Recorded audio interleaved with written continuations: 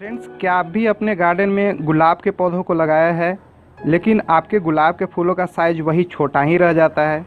तो आइए मैं आपको के लिए कुछ ऐसे आसान तरीके लेकर आया हूँ जिससे आप भी जानकर अपने गुलाब के पौधों में उम्मीद से ज़्यादा बड़े आकार के फूल प्राप्त कर सकते हैं। I want you to show me how to get to know someone like you, someone like you. I want you to know me, 'cause I know then you'll see. नमस्कार दोस्तों, टेरेस गार्डन में आप सभी का स्वागत है। इस video में मैं बताऊंगा कि आप अपने गुलाब के पौधों में बड़े आकार के फूल कैसे प्राप्त करें। तो फ्रेंड्स, देख सकते हैं कि हमारे जो हाथ में ये गुलाब का फूल है, ये कितना बड़ा आकार का है और ये हमारे हथेली को भी भर दिया है। बहुत ही बड़े साइज का है फ्रेंड्स। और साथ ही साथ मैं कुछ छोटे आकार के भी फूल दिखाता हूँ। ये देखिए, ये छोटे आकार के फूल हैं। और यह देखिए फ्रेंड्स, यह इतने बड़े आकार में खिलेंगे कि इसका उम्मीद नहीं किया जा सकता है। इसके कलियां देख सकते हैं कि कितना बड़ा है। साथ ही साथ यह देख सकते हैं फ्रेंड्स कि यह टोटली रेड कलर में फ्लावरिंग कर रहा है, जो कि बहुत ही खूबसूरत दिख रहा है फ्रेंड्स।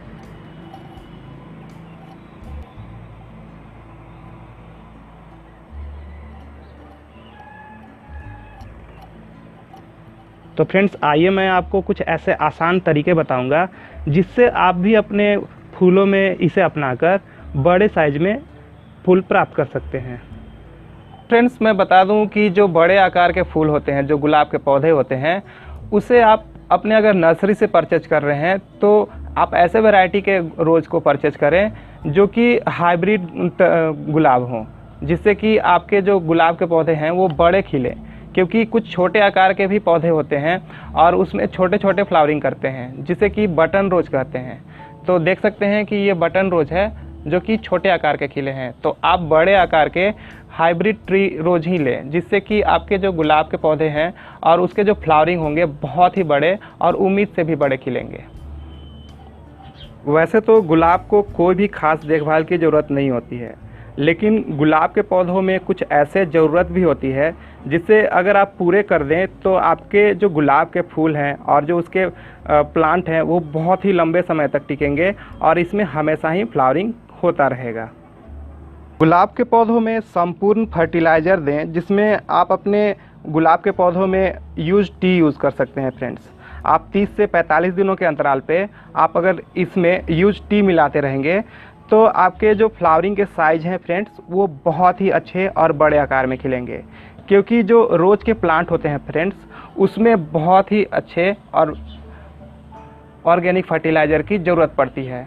तो आप अगर जो है इसमें time to time organic fertiliser, जैसे कि मैंने बताया कि आप टी दे सकते हैं या वर्मी कंपोस्ट भी यूज़ कर सकते हैं, जिससे कि आपके फूलों का ग्रोथ बहुत ही अच्छा चलेगा और इसके फ्लावरिंग का साइज़ बहुत ही बड़े और उम्मीद से ज़्यादा ही खिलेंगे। गुलाब के पौधों को खुली धूप में 6 से 7 घंटे ज़रूर रखें फ्रेंड्स, और समय समय पर आप इसकी गुड़ाई करते रहें। गुड़ाई करते रहने से जो पौधे का विकास है वो बहुत ही अच्छा रहेगा।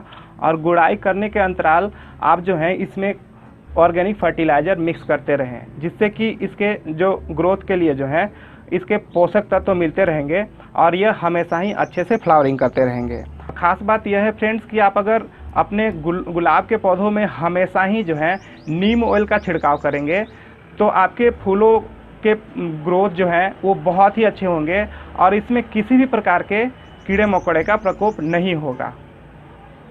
साथ ही साथ आप जैसा कि देख सकते हैं कि ये जो ब्रांच है इसमें फ्लावरिंग किया था और फ्लावरिंग करने के बाद इसमें फ्लावर जो है वो सूख के झड़ गया है। तो आप जो हैं ऐसे ब्रांचेज को हमेशा ही डेड हेड करें, जिससे कि नए ब्रांच आते हैं और आपके फ्लावरिंग की संख्याएं को बढ़ा सकते हैं। देखिए, यहाँ से डेड हेडिंग करने से आपके नए नए ब्रांच आएंगे और ऐसे ही बड़े फ्लावरिंग करते रहेंगे। फ्रेंड्स, गुलाब के पौधों में डेड हेडिंग बहुत ही ज़रूरी होती है।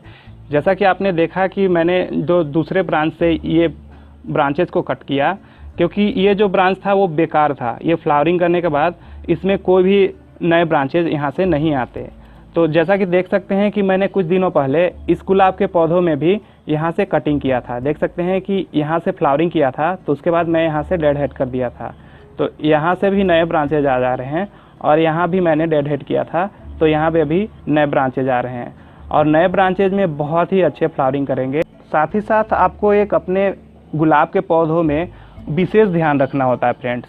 आप जो हैं इसमें वाटरिंग बिल्कुल कम करें, क्योंकि आप अगर इसमें ओवर वाटरिंग करेंगे तो इसमें फंगस का प्रॉब्लम हो सकता है और आपके प्लांट्स जो हैं वो धीरे धीरे सूखने लगेंगे, जिससे कि आपके जो प्लांट्स का ग्रोथ है वो बिल्कुल ही रुक जाएगा और आपके फ्लावरिंग के संख्याएं कम हो जाएंगे और उसके आकार भी छोटे हो जाएंगे।